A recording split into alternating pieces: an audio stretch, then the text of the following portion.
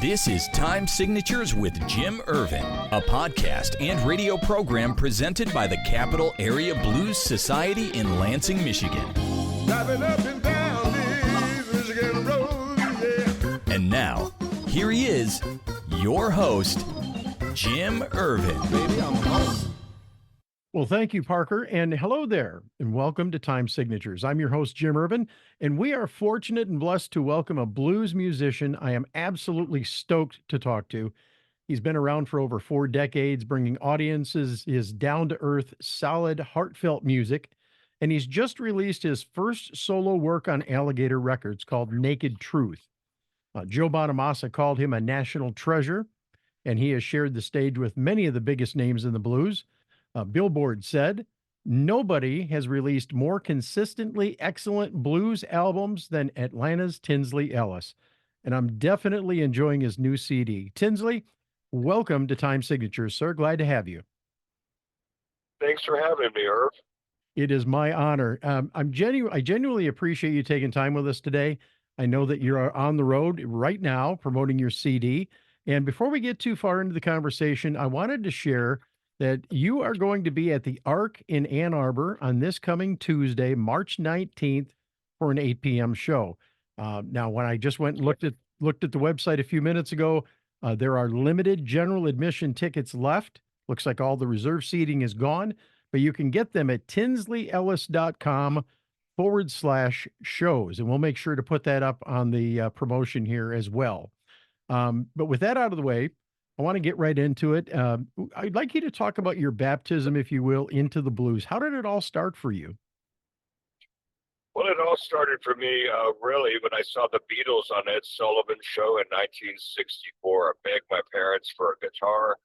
And at that time, there's a lot of British invasion music coming out. Of course, the Rolling Stones, the Yardbirds, and then later Cream. And then I looked into sort of the background of some of the people that wrote some of their songs, and that led me to the holy grail of Chess Records in Chicago and Muddy Waters and Howlin' Wolf, and I became the annoying kid that would follow the old blues guys around in the early 70s and want to get my picture made with them and Sure. get their autograph and ask them questions, and it's really been a passion of mine ever since. Well, you know, as I was preparing for this interview, I was captivated by your story of your first B.B. King concert and, of course, the guitar string. Talk about that for a minute. Well, you know, a friend of mine and I were in junior high school. We were listening to records in his room, something like Mike Bloomfield, Al Cooper, Super Sessions, or something like that. And his older brother came in the room, and he was a real know-it-all. He was like a great. Okay. He said, "Here you kids getting into Mike Bloomfield, and guy you got to go see is B.B. King." And B.B. King was playing a teen show at a hotel in North Miami Beach, near where I grew up, and I went to see Mr. King play at that teen show, and all of a sudden I could see where people like Eric Clapton and Mike Bloomfield were coming from, and Johnny Winter, and Sure. And during the show, he broke a guitar string and let me keep it, and I've still got that string as a token of my baptism into seeing real blues. There you go. With the proverbial hook set, you headed for Atlanta a few years later. You joined a band, but you soon connected with Chicago Bob Nelson. Now, was that kind of like an old home type of a moment for you, like you had found your place, so to speak, where you belonged? Well, he was a real blues band that had played in Chicago with people like Howlin' Wolf and Muddy Waters, and we started the Hard Fixers. That was my first recording experience, you know. And from there, we did the Hard Fixers did 4 albums, one of them including blues singer Nappy Brown, and really that led me to get the attention of Alligator Records, where I signed in 1988. Yeah, as a matter of fact, you came to Alligator in '88. You built a solid reputation within the blues community. And Rolling Stone said, Feral blues guitar, nonstop gigging has sharpened his 6th string to a razor's edge. His eloquence dazzles. He achieves pyrotechnics that rival Jeff Beck and Eric Clapton. That's some exceptionally high praise, yeah? Yeah, it's hard to attempt to live up to that. I'm not sure if I've gotten to the stature of a Jeff Beck or an Eric Clapton, but I try to do my best of channeling the rock and roll that is my heritage, along with the blues that is my passion. You've traveled all over the globe, but I have to ask you, Tinsley, have you found any favorite spots along the way? Well, I played everywhere in America, all 50 states, and Canada, and Europe, and Australia, and South America, and pretty much everywhere. I try to make every night an event, and certainly I've had so many great shows in Michigan, starting back in the 1980s when I first got with Alligator. I love playing in Chicago. I love playing my hometown of Atlanta, Georgia, and Sure. there's just pockets of blues love all over this globe. One of the things that I do with my podcast is I love to collect stories from my guests in each episode. I would love to hear if you've got a favorite story, good or bad, from your time on the road. Would you share that with us today? I think one of the top moments I've had was opening to the Allman Brothers Band in Atlanta in 1993, I think, and I finished what I thought was a pretty good set, and I was in the dressing room, and their road manager came in, and guys would like to know if you'd like to play on a song, and there I was standing in between Dickie Betts and Wow. Greg Allman, and playing with them. And if somebody told me that would happen as a teenager, I wouldn't have believed it. Of course, growing up in Georgia and Florida like I did, that was our favorite band. And never got a chance to see Dwayne Allman, but I saw all the other configurations of the Allman Brothers Band right up to they did their final show, and got to guest opening for them, and sit in with them about a half dozen times. So that was a teenage dream of mine. Absolutely. You're listening to Time Signatures and watching. My name is Jim Irvin, and my guest today is bluesman Tinsley Ellis. He's on the road and he is out promoting his brand new album called Naked Truth. Now, I'm going to flip the page just a little bit here. I got to tell you, I'm so enamored with this disc. If you like that deep South, soulful, old school blues, you're going to love this CD. And Tinsley, I got to have you talk about this for a minute. You call this a departure and an arrival. How so? Well, this is my Naked Truth is my very first all acoustic album, and on it I sort of channel my love for people like Son House and Muddy Waters, and also folk music like Leo Kottke. And the album came out last month, and I'm just really excited to be on a coast to coast tour supporting it right now. Well, I think one of the most attractive parts of this album is that it is acoustic. It's such a refreshing break from today's electric version of the blues. Not that I don't like that. Don't get me wrong. I love a variety of the blues, but this one just hits differently. It's still got the punch. It's still got the feel. It still grabs you and keeps your attention. Blues Magazine said that your music is impossible not to enjoy, and I really have to agree. It's a wonderful disc. But thank you, Herb. I'm pretty excited about it. Even though it's acoustic, I like to feel like I still was able to put an edge to it, because I really like to have an edge to my sound. Sure.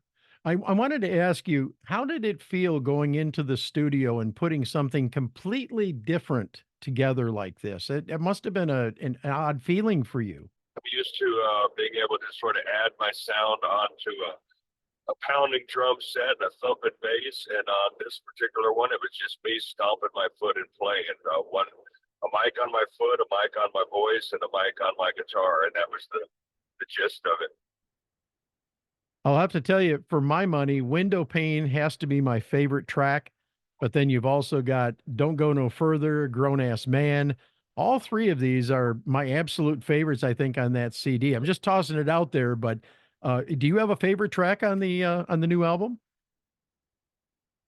I like the opening cut, Devil in the Room, which is inspired by R.L. Burnside. Okay. Now, you're out here on the road, and I'm just curious what the reception has been like. I can imagine the feedback has been huge, yes? It's been real good. I've built a core audience, and I think people are curious to see what the acoustics versions of some of the older songs sound like, and as well as the new songs off the new album. And then I do some quirky covers as a part of my show too. I could throw a Bob Dylan song or a Greg Allman song in there if I'd like. So it's kind of fun. Fantastic. You talk about your being scared every time you go out on the stage, or it's a scary feeling every time you go on stage alone. Expand on that for a minute. Talk about that experience. Well, I've been really used to having the accompaniment of a rocking band behind me, and there's a comfort zone in that I don't have when I first go out there. Just walk out there to sit on the stool with one of two different acoustic guitars that I carry with me, and it's a real naked feeling. It's a real bare feeling, and but it only takes part of the first song to where I can get in that cruise control and feel more comfortable up there. But at first, it's a little scary. It's getting that initial connection with your audience, I'm sure. And I'm not a musician, although I'm a what they call a frustrated musician. I'd love to play, but I never had the patience and whatnot to follow. But now your tour is going to take you all over the country over the next several months. What have you got planned? Have you had anything international planned following the stuff here in the States? Yeah, weighing different scenarios to definitely go back to Europe, and the only place I've never played is Asia. Hmm. Just working on that for me, and then while I'm there, I might as well play Australia again because that's a great place to tour. Sure. Well, Tinsley, as we wind down, where can our listeners and viewers go to get more information about your music, your tour, buying CDs, etc., booking information? Where can they get this information, sir? I'm glad you asked. I always direct people to tinsleyellis.com, and it's just my name.com, and people can go on there and see where I'm playing and order the autograph CDs and vinyl if they'd like to, or just maybe look at some of the pictures. And of course, there's the social media too, Instagram and Facebook and stuff like that. So there's no shortage of me on the internet. That's for sure. Well, and our hats off to Alligator Records. I don't know who it was that recommended this acoustic album, a solo album at that. But truly, I think it's something that's going to be very popular with your fans and with blues fans in general.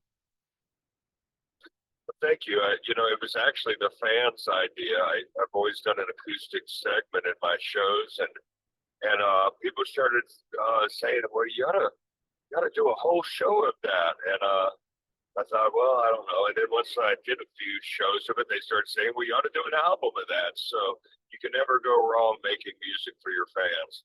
Oh, absolutely not. Yeah. Well, listen, Tinsley, it's been an honor to have you here on Time Signatures, and we look forward to great things for you in the future. Looking forward to seeing you on next Tuesday night in Ann Arbor at the Arc. If you don't have your tickets, tinsleyellis.com/shows.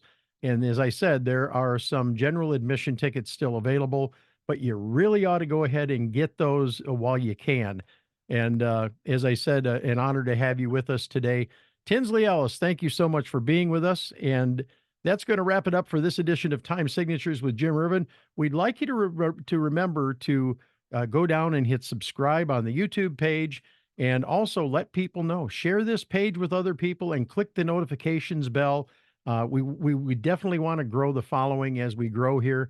Jim Irvin reminding you, keeping the blues alive. Well, that's everybody's goal, but preserving the history of the blues one story at a time, that's my mission. We'll see you next time. Until then, so long.